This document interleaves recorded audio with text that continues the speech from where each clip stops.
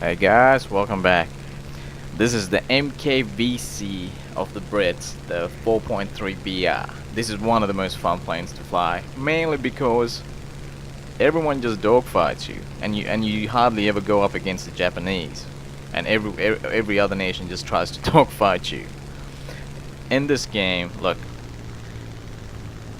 even if you're stock, this plane's great. One of the weaknesses of it is the fuel consumption. I think it does have a Merlin engine, but so you gotta take 30 minutes of fuel at least. But unless if you're on a squadron, 20 minutes is fine. But man, playing this game, I think I played probably about 10 games. I versed the Japanese, I think, once in out of those 10 games, and every other nation, they just dogfights you, and it's really relaxing because they just end up playing to your strengths.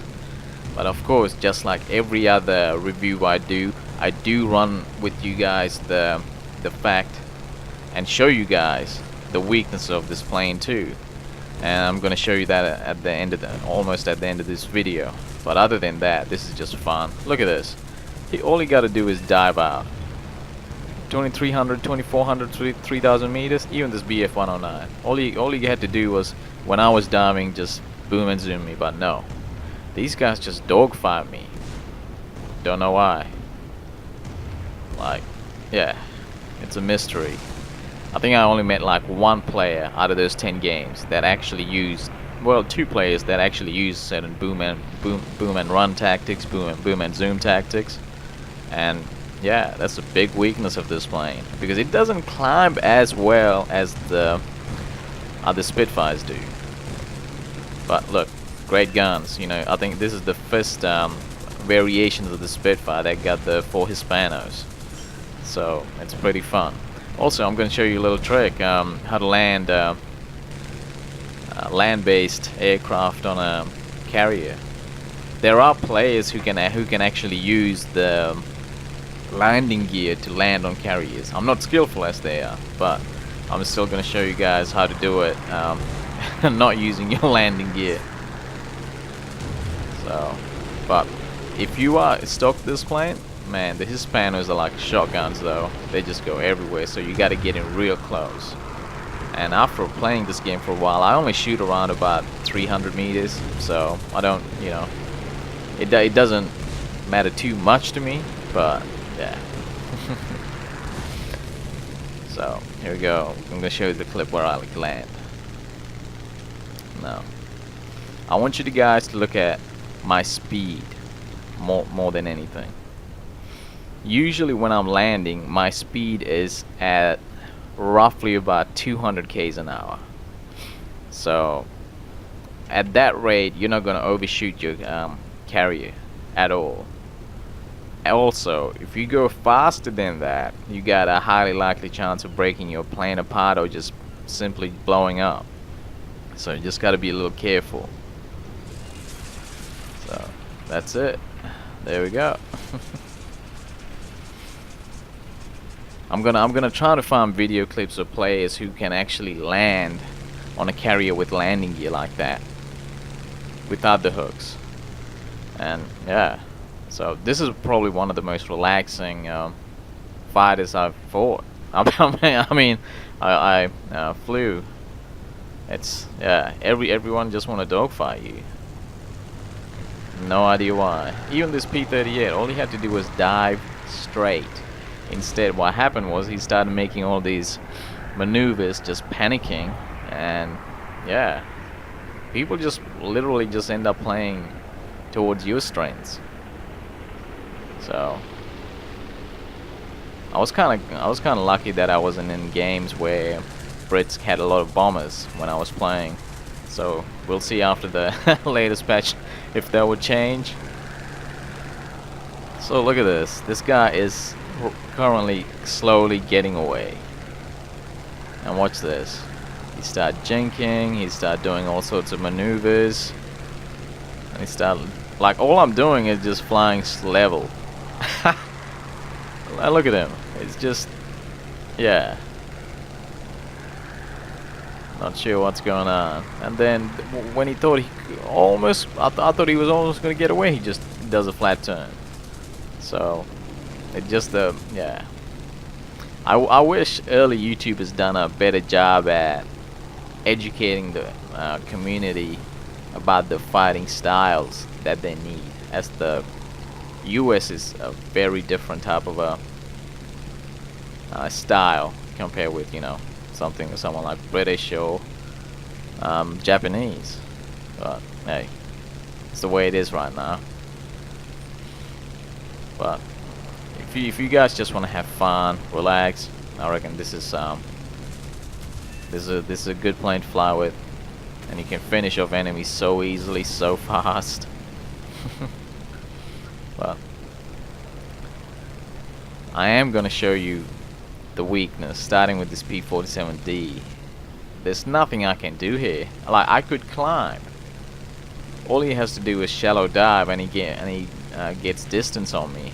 And it doesn't matter if I could be, you know, 5-6 Ks above him. It just, yeah. I still have to be on his 6 o'clock to shoot him down. So, just the way things are.